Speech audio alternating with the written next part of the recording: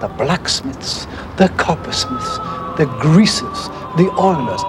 Then you had drivers, then you had firemen, then you had cleaners, then you had people that cleaned out the fire dropper, then you had the fellow that kindled the engines, then you had the tuber that tubed the engines, then you had the fitters that serviced the engines. The story of the first locomotives and rail lines is one of heroic engineers venturing into unknown technology.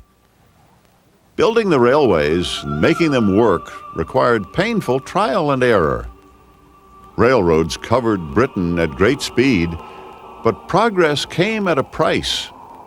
There were new demands placed on the environment and on people.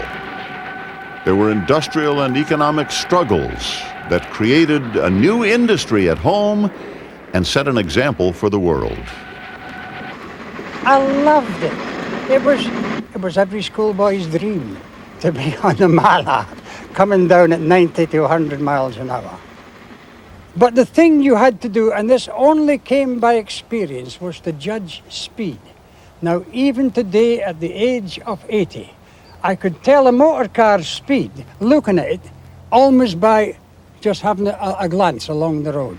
You had to do that because if you were coming to a station and you were stopping as a driver, you were stopping 200 or 300 yards before the station because there were all the people drinking coffee behind, people in sleeping cars, and you couldn't spill them out or spill the coffee. So you had to come from a high express speed of something like 80 to 90 miles an hour in about a mile and stop at the station, so as we used to say, on a little Scotch 3-penny bit at the end of the station, and you brought it in, oop, just a little doop, where the cup went, oh, that's all right, we're stopped.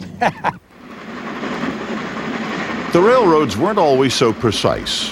From the moment the locomotive was invented at the beginning of the 19th century, a struggle was underway to tame a new technology.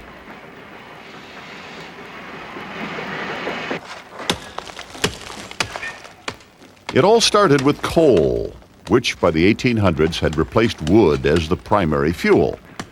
Britain was the world's main supplier, but most of the coal mines in northeast England were landlocked. The lack of adequate transportation to ship the coal stood in the way of economic expansion.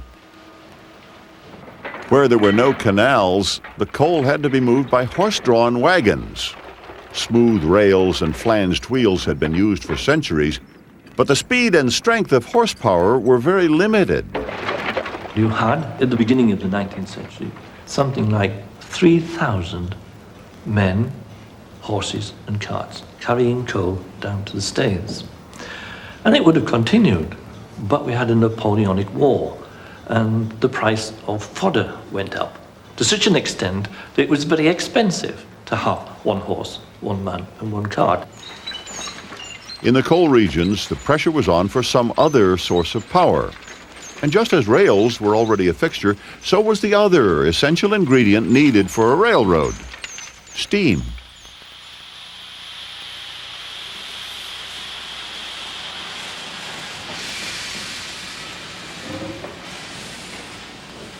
The earliest steam engines had been designed to pump water out of the mine shafts. They were huge and couldn't be moved, but the potential power was there. In the north of England, power had been long produced from coal, and they learnt to apply that.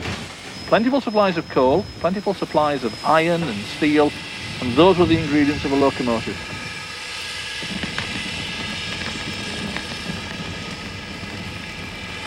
It was the adaptation of steam, this new form of motive power, self-contained, something that didn't need to have hay put into it or went sick. There was a piece of machinery there that men could coerce or force into working. In the winter months, it wasn't affected by the same problems. It could go through bad weather, it could go through good weather. The elements were there, and there were elements within the engine that provided this almost natural power. The steam locomotive would transform the coal fields, and the man who got the credit became the first railroad hero. But in fact, George Stephenson did not invent the locomotive or the railway. Well before Stephenson, there had been experiments with wagons run on steam. But he did take the railways beyond the coal fields. The Stockton and Darlington Railway opened in 1825, an opening that was recreated here for its centennial. The railway was a national sensation. No one had anticipated the huge public response as 500 people climbed aboard. Stephenson's creation was acclaimed as the first public railway, and it was the beginning of a whole new industry. His vision didn't just encompass the building of locomotives, and his articles to his apprentices said they got to learn everything from building bridges to learning how to scale over mountains to forming a thread upon a nut to building a platform. They had to do the whole concept of railway engineering. Timothy Hackworth was the blacksmith on George Stephenson's railway. He is an unsung hero of early railway history. The very first locomotives had no brakes, and their boilers would often explode. Hackworth turned an ungainly contraption into a machine that actually worked. He had to work on the first 4 Stephenson locomotives, which had come from the 4th Street Works at Newcastle. There were continual problems with them. In fact, the safety valve was held down until that time, which was quite frightening. And he introduced a spring so that the steam pressure would push it up. It was a very, very inexact science. There were no lathes, really, as we know them, so wheels had to be made in sections. Every part of it must have been an absolute nightmare to build. In those early years, the railway pioneers failed more often than they succeeded. Progress is very, very uneven. The first 4 locomotives on the Stockton and Darlington Railway were not terribly efficient. Hackworth asked to have the chance to build a locomotive to prove the supremacy of steam power over horses once and for all.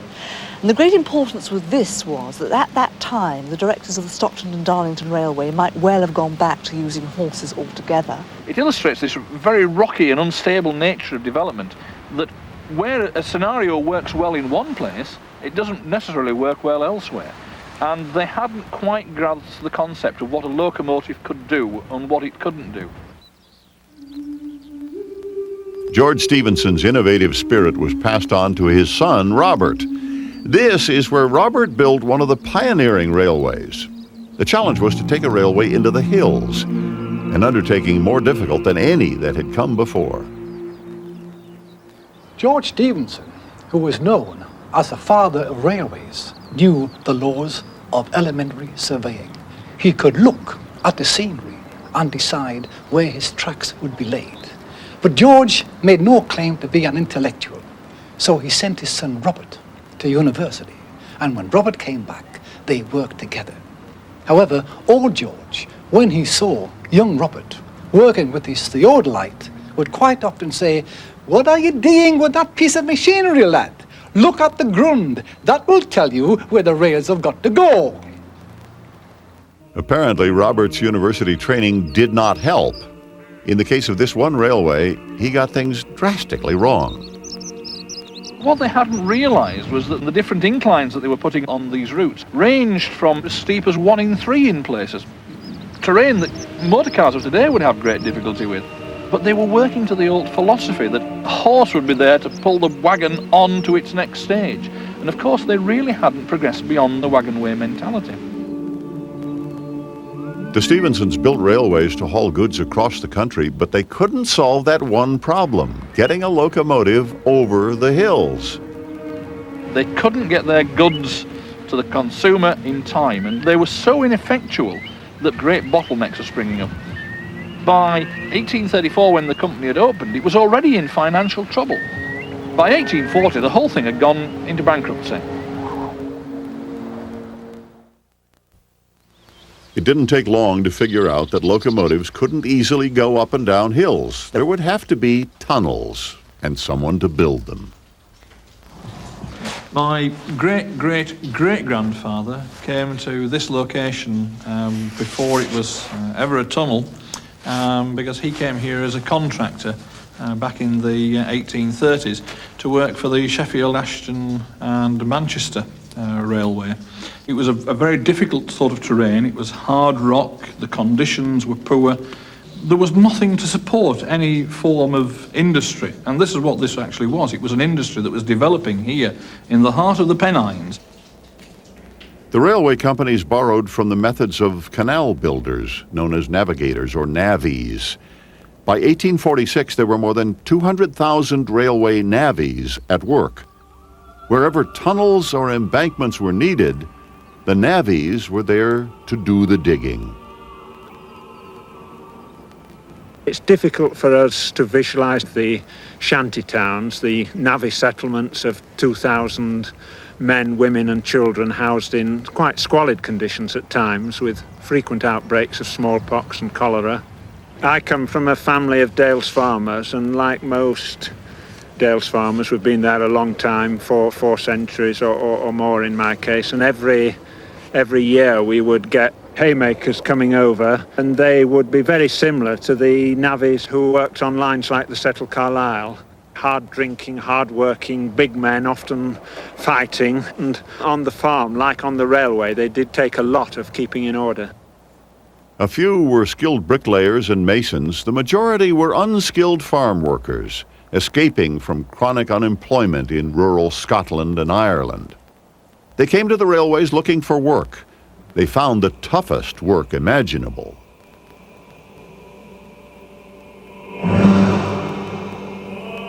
The daily routine of a navvy can best be summed up as one of unremitting toil. You might almost say unremitting hell in a lot of cases. They were equipped only with pickaxes, wheelbarrows and shovels, and that was about it. It's been said that only the earthworm has moved more soil than the railway navvy.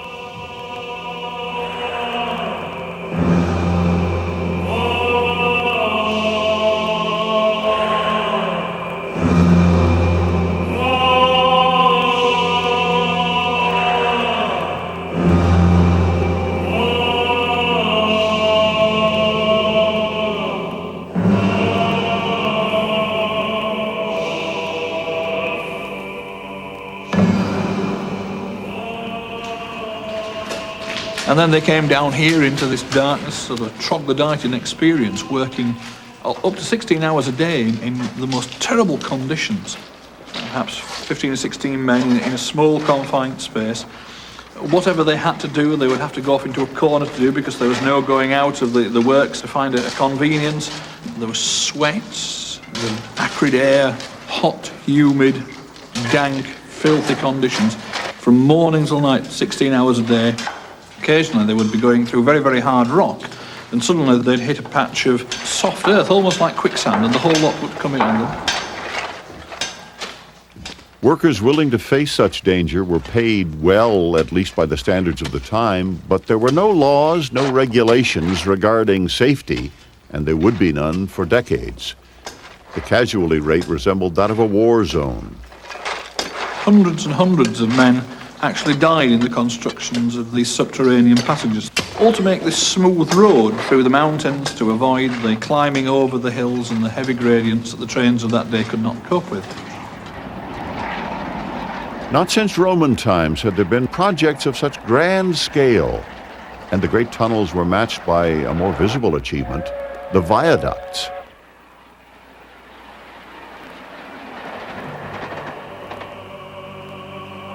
To build these huge structures, railway engineers looked back to ancient architecture, to the Roman viaducts with their rounded arches. Dent Head is one of Britain's more famous viaducts. It's built from stone blocks, each weighing as much as 8 tons. It stands 100 feet high. To the architects and engineers, the viaducts were a sign of spectacular progress. To others, they were an abomination.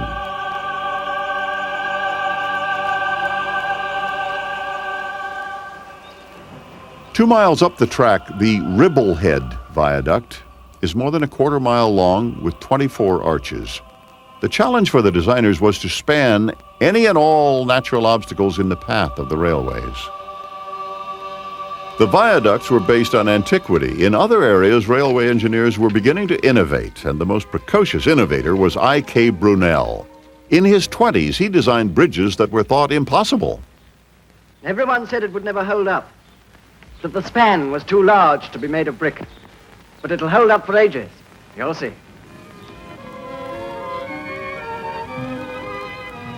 I think the great thing about Maidenhead Bridge is that it proves how amazingly far-sighted he was.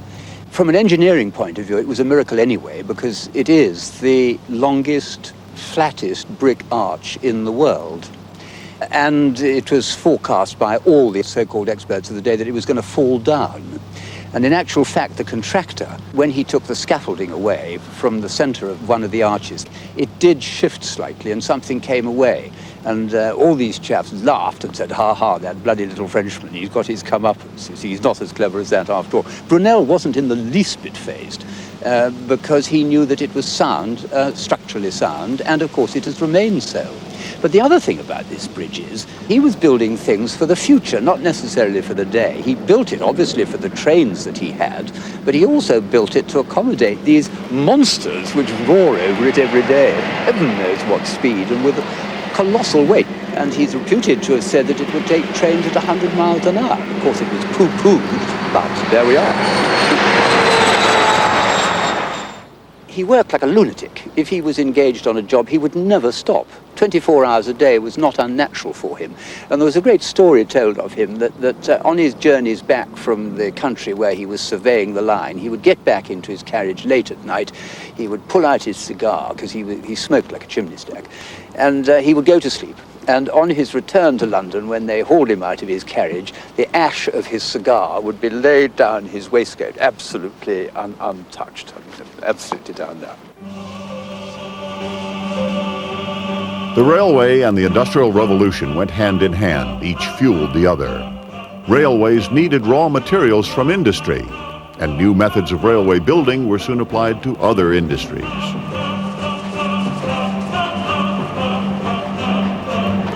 Because of railways, the world's first major industrial center was created on the Tyne River. Mechanics generate mechanics. Engineers generate engineers. People go on, they invent, they improve, they invent, they improve. Things get better. They move out of making steam engines, locomotives. They move into another industry. You can see it down the Tyne spreading. They go into making machines, steam engines to put inside ships. They build ships. The whole thing spreads. It was always an exciting adventure to go to Newcastle from Tyndall. The highlight was the point where you crossed the bridge, the high level. If you were on the train and you saw the swing bridge and the big vessel coming underneath, you knew that there was a whole conglomeration of something happening. But uppermost of all was a little bit of fear that the train might stop or the bridge might collapse and you would end up in the river below. You gripped your seat and you sometimes closed your eyes, particularly if you were in the middle of the bridge, because looking down, well, it looked like from here to eternity. The railroad was invented to haul coal across Britain. Soon the railroad itself grew ever more dependent on the very product it was carrying. The market takes off greater because now you're hauling massive amounts of coal, much more, 20 times as much coal as you did before. And the whole thing is being driven by a machine which is being fueled by the very stuff you're getting out the ground. Fueled by coal and railways, the Industrial Revolution began to transform the landscape and sky. There were staiths where you saw the coal dropping down a special mechanism and into the holes on the ship. Now, when that happened, it didn't want to be in the vicinity, but that was where all the smoke and grime came from. And there was a whole pall of black dust and smoke over the River Tyne. And the ironworks were very, very busy. Each night, they opened the furnaces or the covers, but all at once, you would see this magnificent pink glow. It started quite pale, And as it continued, the glow deepened and the colour deepened. Everything was bathed in pink, the diffused light like rose, so that things that had been drab and stark and ugly suddenly took on a beauty. The railway industry was a hotbed of competition, each line trying to outdo the other. Bigger engines, better engines, faster engines, better carriages, carriages with lavatories that weren't known, and better stations and better facilities in the stations. The demand went on. Now that all meant work, didn't it? Over in Dundee, the foundries that made the parts for engines, the carriages that were built in Swindon and Doncaster, everybody was at work.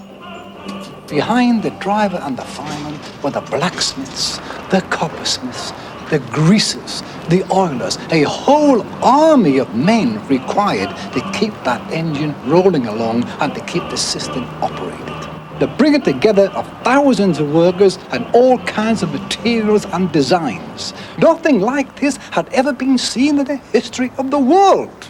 Braking systems, air systems, steam systems, these are all completely new, and they originated, were developed and came to flower in the British Isles, from whence they went to every part of the globe.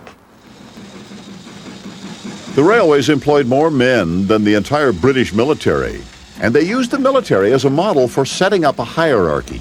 Different jobs carried with them different status. You had the gaffer, the boss. Then under the boss came all the supervisors. Then you had drivers. Then you had firemen. Then you had cleaners. Then you had people that cleaned out the fire dropper. Then you had the fellow that kindled the engines. Then you had the tuber that tubed the engines. Then you had the fitters that serviced the engines. They were all there, all one family. And if you were working in a Taybridge locomotive, you were a Taybridge man. Very loyal to the Taybridge fraternity, the wee family. But in Haymarket in Edinburgh, then there were Haymarket men. In Aberdeen, there were Ferryhill Aberdeen men. And everyone knew who you were. You were a Taybridge man, you were a Ferryhill man, you were a Haymarket man. But always there you were, standing with your chest out and your little nipples standing out as well. I am a man from a Taybridge. Railway companies promoted their corporate images by designing new stations. The train shed, which was the innovative part of the station, was a mixture of iron and glass, and they were using in the train shed many of the materials that they were actually using to build the railways, and so you actually had an embodiment of the technology in the building. At the railway station, the public encountered technology head-on, in particular the engine. The Victorian age is the great age of steam, and you actually saw steam powering the engines. And this led to the creation, the promotion of an idea of the romance of technology. It was actually something to see. There were sightseeing parties who were taken there and shown around. The station was the public face of the railway companies, its architecture designed to send the right signal to the passengers and potential investors. There were several railway booms and busts in the mid-Victorian period. Fortunes were lost. Therefore, a revival-style frontage, a solid public building, could reassure investors that here was a solid undertaking they put their money into and it wouldn't be lost. It worked. The railways grew by raising money in the stock market from middle-class investors who were eager to speculate in railroad shares. In the early years, there were more booms than busts, as lines spread across Britain, linking cities at astonishing speed. The only big contrast between the early railway era and today is the incredible speed with which things happened. Because between 1830, when the Liverpool to Manchester Railway was opened, and 1852, when the line from London to York and Newcastle was opened, the basic framework of England's railways was designed, bills went through Parliament, and they were built in 22 years. It's the most astonishing feat in terms of organisation as much as anything else, and it shows how far society then was on the side of the railways to allow it to happen. It seemed that nothing could stand in the way of the railways, not even a medieval castle. The optimism of the railroad barons verged on arrogance. Their power had no limits. The railways were a completely unstoppable force. They went over, they went under, they went round. They actually had an idea to buy up the entire west end of London and create one gigantic railway station where lines from all over the country would come in a huge Union Station. Such was the power of the railway companies at that time, they could actually do anything that they wanted. Gentlemen, it is a fact beyond disputing that the success of this railway must of necessity lead to the prosperity of this city, as well as to that of the entire nation. Sitting in Parliament were over 100 MPs. They were called the Railway Interest, and nothing could stop those men. In fact, one of the railways inspectors said, who is running this country? The railways or Parliament? And the people who represented the railways in Parliament said, well, we are. You just sit and talk. We have to go out and do the job, sir. The opening of a new station in the golden age of British railroads, it was always a time for celebration. Every time a railway was opened almost, you'd get a triumphal arch being erected and the local band would turn out and greet the train. And it wasn't until the 1870s, because of an economic recession of those times, and the 1880s in particular, you suddenly got the world beginning to question the way in which the railway almost had a divine right to take all before it. And then there seemed to be an awakening of the national consciousness that enough was enough. This was the battleground, the scenic Lake District. Railway opponents were inspired by John Ruskin, who had witnessed another area ruined by a railroad and had written about it. You enterprised a railway through the valley. You blasted its rocks away, heaped thousands of tons of shale into its lovely stream. The valley is gone, and the gods with it. And now every fool in Buxton can be in Bakewell in half an hour, and every fool in Bakewell in Buxton. Which you think a lucrative process of exchange, you fools everywhere. The Lake District had been made famous by the English poet William Wordsworth, another railway critic. Threats of a new line here were met with protest. Ultimately, the opposition was led by Canon Rawnsley, who we now think of as the founder of the National Trust. At that time, he was the leading light in the Lake District Defence Society, which spearheaded the opposition to these railways, and out of that opposition, you can say, in some measure, grew the National Trust. Canon Rawnsley was, at one and the same time, very sensitive to nature, to the environment, to the scenery, particularly of the Lake District, but also a very dynamic and energetic personality. He was born the year after Wordsworth died, and because of his admiration for the poet, he rather followed in his footsteps, I think, in this romantic love of the very fragile beauty of this part of the world. The Lake District is a very small corner of England, and yet in that small corner it has England's highest mountains, deepest lakes, arguably the most beautiful scenery. And by the late Victorian age, the Victorians had finally come to appreciate it for what it was. They'd ceased to regard it as a rather frightening, savage area, and had woken up to the superb scenery up there. And there was this movement in the 1880s to ensure that no more of that scenery should be desecrated by the all-encroaching iron monster. Rawnsley was interested in preserving the peace and tranquility, and the greatest service which Rawnsley and the other railway objectors did for the Lake District is to preserve this beautiful Vale of Newlands where we are now, from the threatened railway which would have ruined the whole of the shoreline of Derwentwater. The Ennerdale Railway Bill was thrown out amid a great blaze of publicity, and Rawnsley overnight became the defender of the lakes, a knight in shining armour.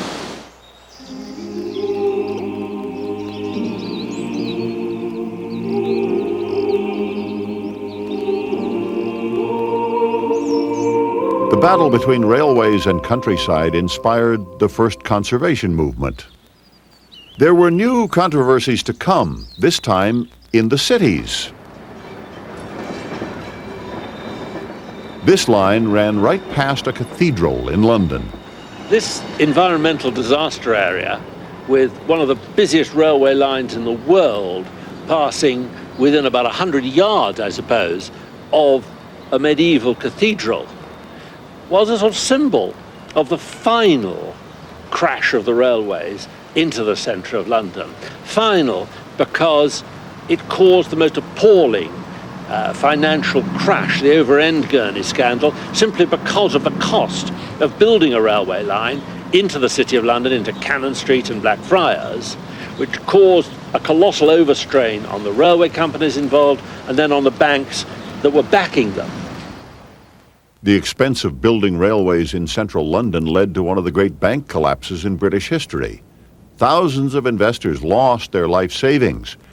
Brokers had prospered by selling shares of railway stock, but when the main routes were finished, railroad promoters began to dream up more speculative lines with much greater risk for investors.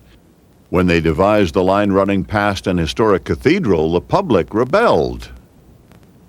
So it's a symbol not only of the sort of furthest advance of the railways in terms of messing the environment about within London, anywhere, and within anywhere else, really, any other major city, but it's also the final disastrous or Pyrrhic victory of the railways in that they ruined themselves in this so-called technological triumph, which you're going to hear in the background.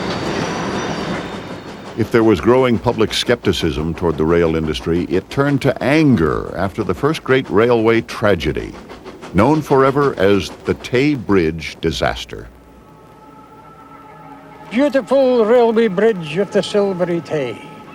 Alas, I'm very sorry to say that 90 lives have been taken away on the last Sabbath day of 1879, which will be remembered for a very long time. It was about 7 o'clock at night.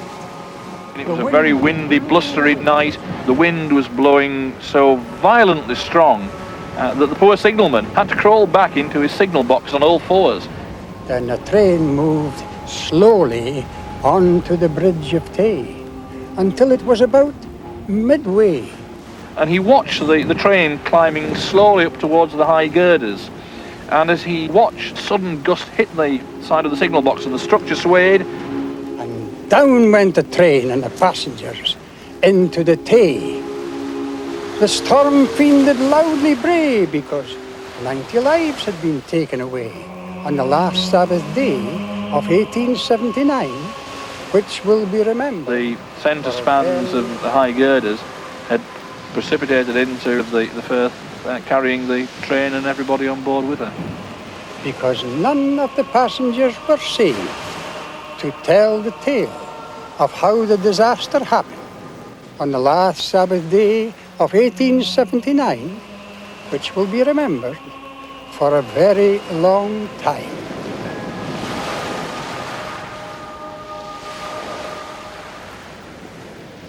McGonagall was the worst rhymer of all the British poets, or all the Scottish poets. But McGonagall lived just about 100 or 150 yards from the end of the other side of the Tay Bridge, up near the bottom of Step Row. And he was sound asleep when the disaster happened. He never knew there was a disaster until the next morning. But that didn't stop old William Topaz McGonagall. Sir Thomas Booch had designed the Tay Bridge and took responsibility for the disaster, but his plans had been approved by government inspectors. There were a lot of contributory factors that the designer alone should not be blamed for. Things like bad casting, bad workmanship that was unknown to the designer. And of course all these things were hidden over. The holes in the castings were filled by putty and a coat of paint was put on. And it really was the incredible optimism of that period. They thought that they'd almost got to a stage of infallibility. Nothing that they could do would go wrong. And unfortunately that night the wind and the elements proved that it could. Right beside the stumps of the old Tay Bridge, engineers built a new one. Although it was much stronger, it had a similar design. So the builders added extra bulk to the legs. It performed no function, but gave the impression of added stability. Railways engineering in the beginning was triumphalist. It conquered everything.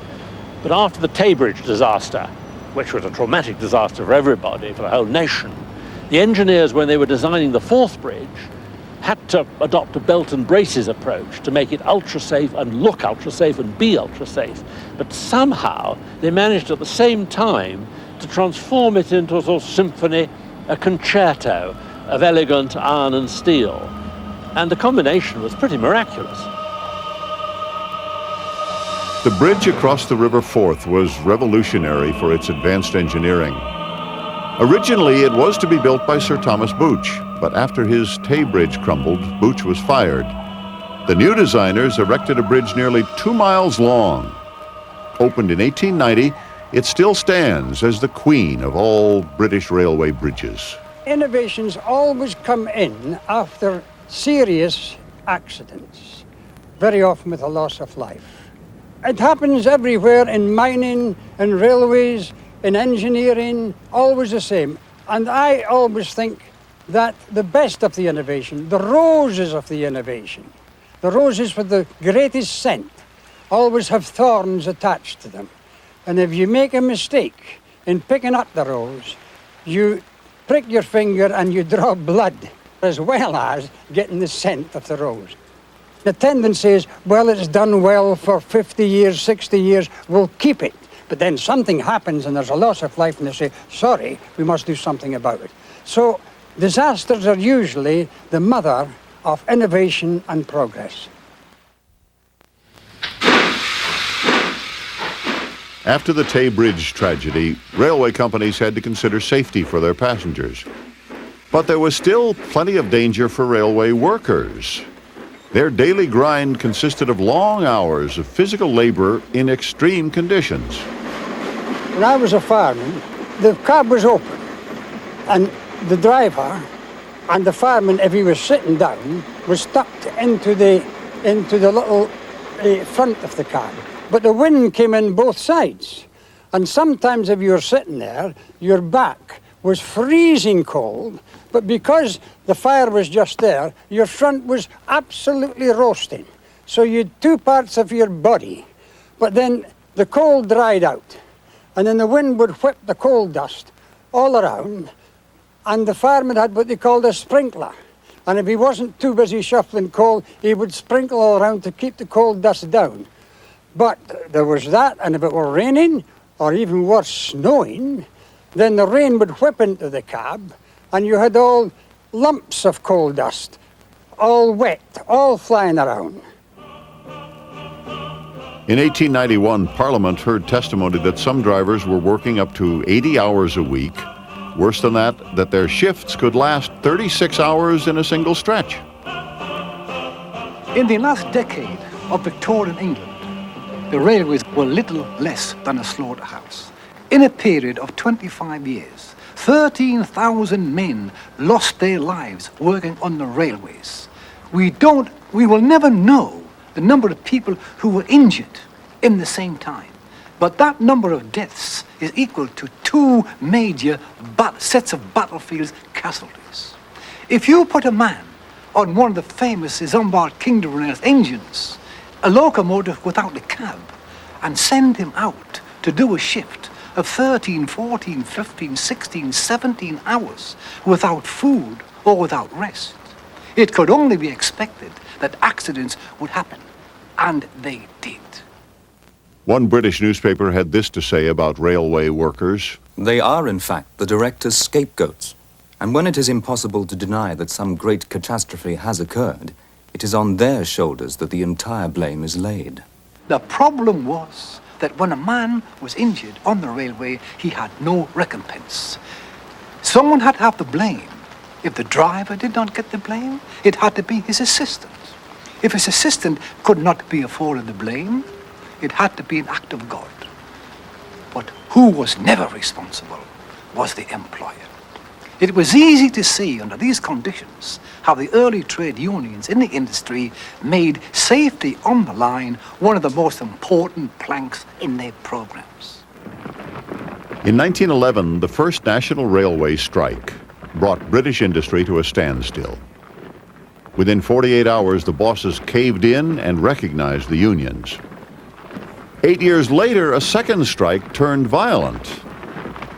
This led Britain almost to the brink of civil war, a brutality which had never before been seen on the streets of this country, when working men put their heads at risk to the buttons of the police to say, we want safety on the railways, we want a proper deal for the first time in our lives, and we're prepared to face the bayonets and the truncheons of the army and the police.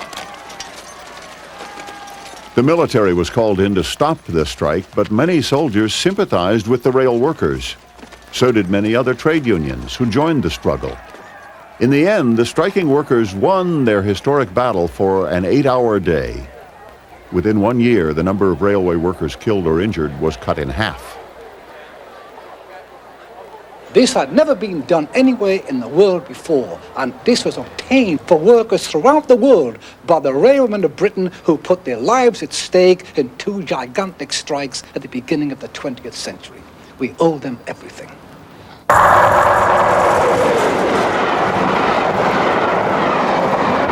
What's so astonishing when one looks at the railways and their impact is that one could be talking about the 1990s, not about the 1840s. Because the agenda they set, the framework they set in place, is the one we've been operating within ever since. That framework has set off the controversy now surrounding one of the great construction projects of modern times, the Channel Tunnel between England and France. There's a running debate about industry, the environment, and finance. For the first time since the creation of Britain's original rail network, capital is being supplied by private investors.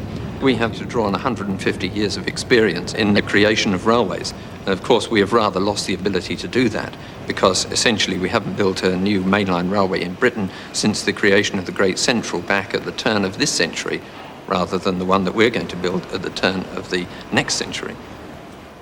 Today's engineers have inherited a rich tradition from British pioneers of the past. The work of Stephenson, Brunel, and others established practices that are still being followed. What we do is, in fact, go right the way back to the very start of railways. The selection of the gauge at 4 foot 8.5, of course, came from a colliery in Northumberland, and it is still the same gauge, and it is the same in Britain as it is in France, as it is in Belgium and Germany.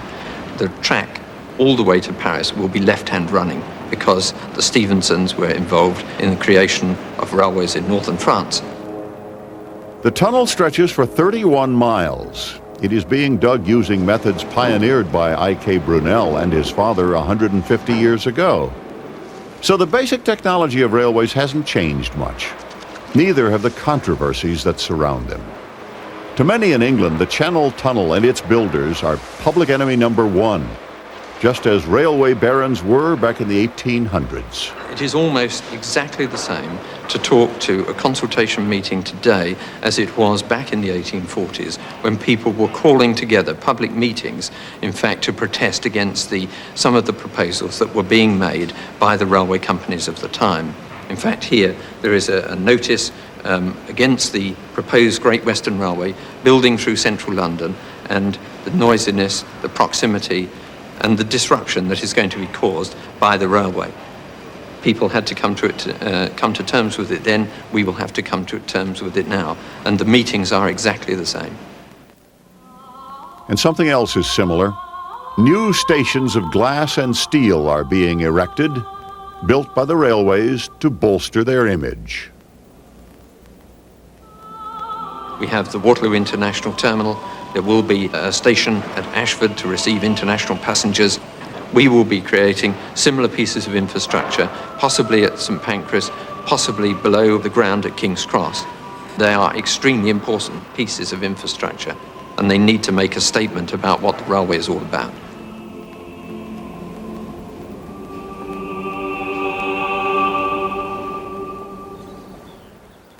A 120 years ago, the Dent Head Viaduct was a statement, built by pioneers and scorned by conservationists. Today, structures like this are themselves protected as monuments. They have become part of the British landscape.